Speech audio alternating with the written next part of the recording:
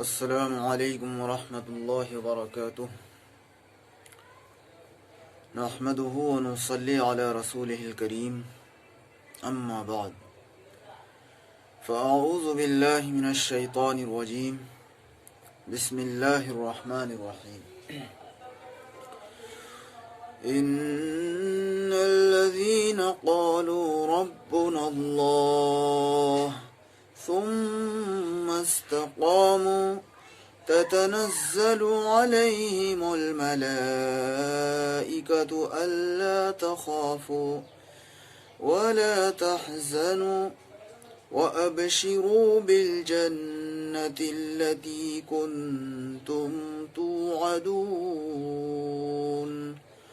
صدق اللہ العلی العظیم۔ معزز سامعین کرام، اللہ تبارک و تعالیٰ اس آیت کریمہ کے اندر ان لوگوں کے بارے میں فرما رہے ہیں جو یہ فرماتے ہیں، جو یہ کہتے ہیں کہ ہمارا رب تو اللہ ہے۔ وہ لوگ جو یہ کہتے ہیں کہ ہمارا رب تو اللہ ہے، ثم استقاموا، پھر وہ اس پر جمے رہتے ہیں، موت تک جمے رہے، تو ان کے ساتھ کیا معاملہ ہونے والا ہے، کیسا ان کا اکرام ہوگا، اس کو آگے فرما رہے ہیں تتنزل علیہم الملائکۃ الا تخافوا۔ جو یہ کہتے ہیں کہ ہمارا رب، ہمارا پالنہار، ہمارا پروردگار تو اللہ ہے، اور پھر اس بات پر، اس قول پر وہ جمے رہتے ہیں، اس عقیدے پر جمے رہتے ہیں، تو موت کے وقت ان کے پاس فرشتوں کا نزول ہوتا ہے، فرشتے ان کے پاس آتے ہیں اور انہیں یہ بات سمجھاتے ہیں۔ پہلی بات، اللہ تخافو، کہ تمہیں خوف کرنے کی کوئی ضرورت نہیں، اور آگے فرمایا وَلَا تَحْزَنُوا، اور تمہیں غمگین ہونے کی بھی ضرورت نہیں ہے۔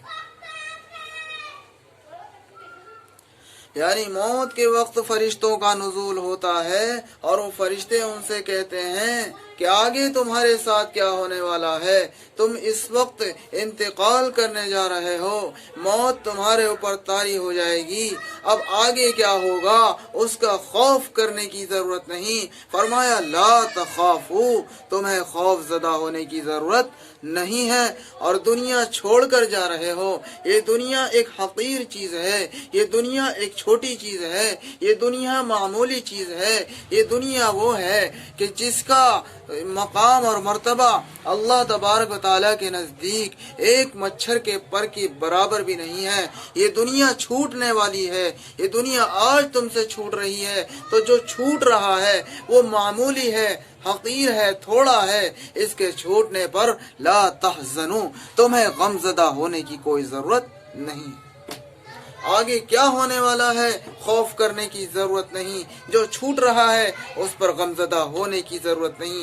آگے کیا ملنے والا ہے تو سنو، وَأَبْشِرُوا بِالْجَنَّةِ الَّتِي كُنْتُمْ تُوعَدُونَ، کہ خوشخبری سنو اس جنت کی کہ جس کا تم سے وعدہ کیا گیا تھا۔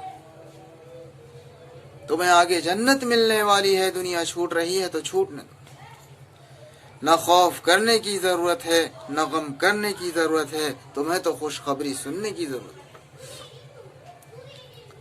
اور فرمایا نحن اولیاؤکم فی الحیات الدنیا، ہم تو تمہارے ساتھی دنیا کی زندگی میں بھی تھے،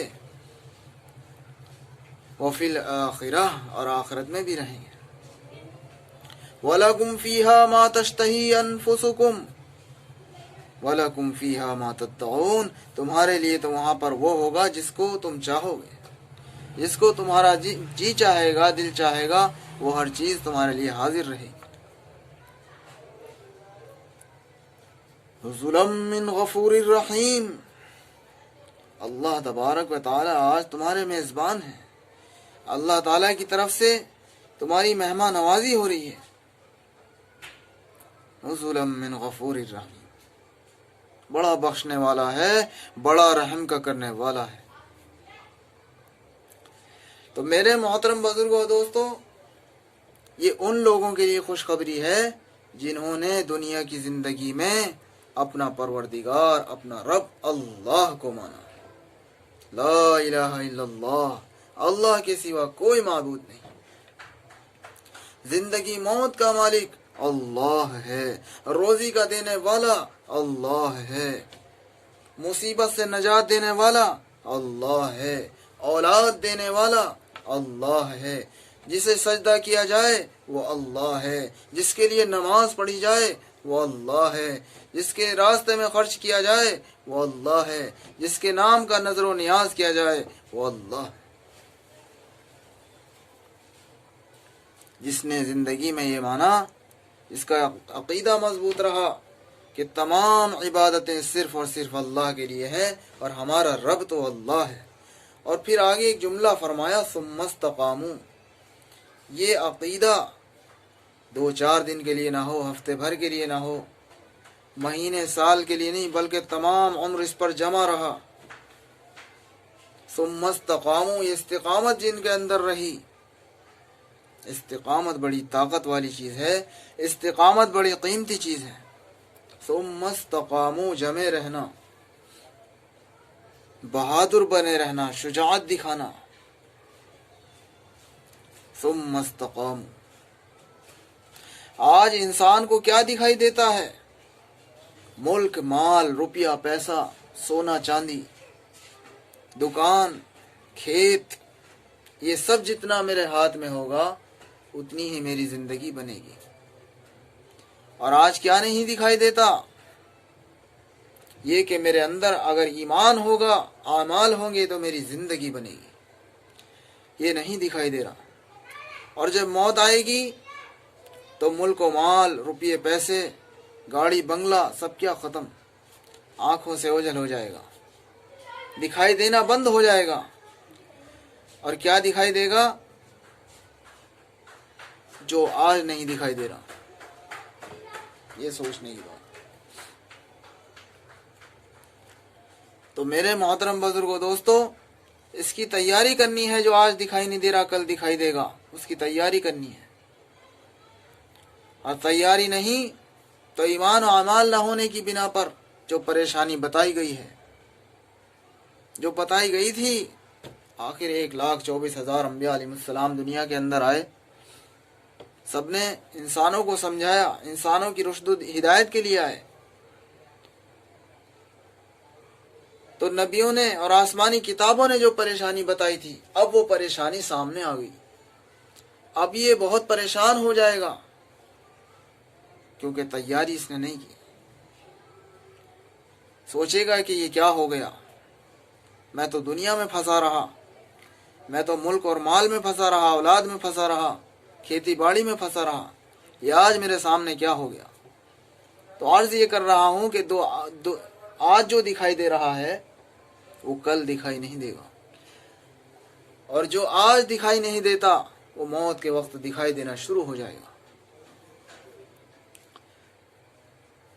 تو اللہ تبارک و تعالی ایسے لوگوں کی تعریف فرما رہے ہیں کہ جو یہ کہتے ہیں کہ ہمارا رب اللہ ہے، ثم استقاموا، پھر استقامت کے ساتھ جمے رہے۔ یہ نہیں کہ کوئی مصیبت آئی، پریشانی آئی یا حالات آئے تو حالات کا مقابلہ کرنا چھوڑ دیا، حالات سے متاثر ہو کر دوسرا رخ اختیار کر لیا، نہیں، بلکہ جمے رہے کہ ہمارا رب تو اللہ ہے، نفع اور نقصان کا مالک اللہ ہے، جس نے آج رلایا ہے وہی ہنسائے گا، وہی ہنساتا ہے، وہی رلاتا ہے، وہی چاہے تو غریب کر دے، وہی چاہے تو امیر کر دے، ہمارا رب تو اللہ ہے۔ ثم استقام، یہ نہیں کہ سردی کا موسم آ گیا تو نماز گول، گرمیوں کے موسم میں تو خوب پڑھی، سردیوں کا موسم آ گیا تو نماز گول کر دی، نہیں، ثم استقاموا، جمے رہے۔ یہ جمع رہنا اللہ تبارک و تعالیٰ کو बहुत ज़्यादा महबूब है, पसंद है। देखिए कुरान पाक में अल्लाह तबारक व तआला ने मुतअद्दिद कसमें खाई हैं। सूरज की कसम खाई, चांद तारों की कसम खाई, यहाँ तक कि वत्तूर व किताब मस्तूर, पहाड़ की भी कसम खाई। मेरे मोहतरम बुजुर्ग दोस्तों, अल्लाह तबारक व तआला ने कुरान मुक़द्दस में घोड़ों की भी कसम खाई है, वल आदियाति ज़बहा फलमूरियाति क़दहा। मैं अर्ज करता चलूं कि अगर एक मुजाहिद किसी घोड़े को इसलिए पालता है कि मैं उस पर बैठकर सवार होकर जिहाद के लिए निकलूंगा, तो घोड़ा जो है वो पहचानता है कि मुझे इसलिए खिलाया पिलाया गया था कि मुझे जिहाद में शरीक होना है। लिहाजा जब उसका मालिक ज़िरा पहनकर घोड़े पर तैयार होकर बैठ जाता है, उसका मालिक यानी घोड़े का मालिक ज़िरा पहन लेता है और तलवार हाथ में ले लेता है और दुश्मन के सामने लाकर उसे खड़ा करता है, तो वो घोड़ा अगरचे जानवर है, घोड़ा अगरचे जानवर है, मगर उसमें इतनी फहम ज़रूर होती है कि अब उस वादे को पूरा करने का वक्त आ चुका है जिसके लिए मेरे मालिक ने मुझे पाला था। हाँ, वो समझ जाता है। चुनाचे घोड़ा तैयार हो जाता है, उसको अपने सामने तलवारें नजर आती हैं, उसे अपने सामने तीर नजर आते हैं, उसे अपने सामने जम्मे गफीर नजर आता है, उसे अपने सामने दुश्मनों का लश्कर नजर आता है, उसे उसके सामने उसकी मौत नजर आ रही होती है। लेकिन तमाम चीज़ों से के कतः नज़र दोस्तों वो घोड़ा आगे बढ़ता चला जाता है, मगर वो घोड़ा घबराता नहीं। लिहाजा जब उसका मालिक उसे भागने के लिए एड़ी का इशारा करता है तो मैं अर्ज करता चलूँ तो वो घोड़ा भागना शुरू कर देता है और बढ़ता ही चला जाता है। उसकी तरफ तीर भी आते हैं, तलवारें भी लगती हैं उसके जिस्म पर और उसके जिस्म से खून के फवारे भी फूटते हैं, लेकिन घोड़ा आगे बढ़ता चला जाता है क्योंकि वो अपने मालिक की लाज रखता है। वो अपने मालिक का जो नमक खाया था उसका हक अदा करता है। अपनी जान की परवाह किए बगैर दुश्मनों की सफों में घुसता चला जाता है। वो अपनी जान तो कुर्बान कर देता है मगर वो अपने मालिक के इशारे की लाज रख लेता है। अल्लाह रब्बुल इज़्ज़त को घोड़े की अदा, ये बहादुरी, ये शुजाअत इतनी पसंद आई है कि अल्लाह तबारक व तआला ने घोड़े की इस्तिकामत को देख करके कुरान पाक में कसमें खाई हैं। वल आदियात ज़बहा, कसम है उन घोड़ों की जो हाँफते हुए दौड़ते हैं। सुभान अल्लाह। ए मुजाहिद, ए जिहाद करने वाले, तेरी आज़मत को सलाम कि तेरे घोड़े के कदमों से उठने वाली मिट्टी की भी मेरा परवरदिगार कसम खा रहा है। जिस परवरदिगार को सोचो जरा, घोड़े की इस्तिकामत इतनी पसंद आई, शुजाअत इतनी पसंद आई कि उसने कुरान मुक़द्दस में कसमें खाई। अगर ये मर्द मोमिन, अगर ये मुसलमान, अगर ये अहले ईमान शुजाअत दिखाएं, बहादुरी दिखाएं, खूब अल्लाह की इबादत करें, उसकी तरफ रुजू करें, और जैसे हालात चल रहे हैं इन हालात में तो ज़रूरी है कि इस्तिग़फ़ार कसरत से करें, तो अल्लाह तबारक व तआला को अपने ईमान वाले बंदों की, अपने अहले ईमान की क्या ये अदा पसंद नहीं आएगी और अल्लाह ताला माफ़ नहीं फरमाएगा? ज़रूर फरमाएगा। क्योंकि दोस्तों इस वक्त आजमाइश चल रही है। हमें चाहिए कि हम अल्लाह तबारक व तआला की तरफ रुजू करें और इस्तिक़ामत अपने अंदर रखें। तो मैं अर्ज कर रहा था कि बेशक वो लोग कि जो कहते हैं कि हमारा रब तो अल्लाह है, सुम्मा इस्तक़ामू, फिर वो इस पर जमे रहते हैं, तो अल्लाह तबारक व तआला उनके पास फरिश्तों को भेजता है। वो फरिश्ते उन अहले ईमान से कहते हैं कि हम तुम्हारे साथी हैं, दुनिया में भी साथी थे, आखिरत में भी तुम्हारे साथ हैं, और तुम्हें डरने की, खौफ करने की ज़रूरत नहीं है, और तुम्हें दुनिया के छूट जाने पर गमज़दा होने की भी ज़रूरत नहीं है, और तुम्हें खुशखबरी सुननी चाहिए कि तुम्हारे साथ आगे क्या होने वाला है। तुम्हें आगे जन्नत मिलने वाली है, जन्नत की राहतें मिलने वाली। तो ये सब कब है भाई? इस्तिक़ामत के साथ अपने रब को राज़ी करो, गुनाहों से तौबा करें। हमें चाहिए कि गुनाहों से तौबा करें, क्योंकि गुनाह کا ہی یہ نتیجہ ہے کہ آج ہمارے اوپر عذاب آیا ہوا ہے اور ہم اس مصیبت کو جھیل رہے ہیں، اور یہ مصیبتیں اللہ کی طرف سے آتی ہیں لعلہم یرجعون، تاکہ تم رجوع کرو میری طرف۔ رب چاہتا ہے کہ میرے بندے میری طرف لوٹ کر آئیں، رجوع کریں۔ اللہ تبارک و تعالی مجھے بھی اور تمام امت مسلمہ کے مسلمانوں کو رجوع اللہ کرنے کی توفیق نصیب فرمائے اور اعمال صالحہ کرنے کی توفیق نصیب فرمائے، استقامت کے ساتھ دین کی محنت اور خدمت کے لیے قبول فرمائے، آمین۔ ربنا تقبل منا انک انت السمیع العلیم، وآخر دعوانا الحمد للہ رب العالمین۔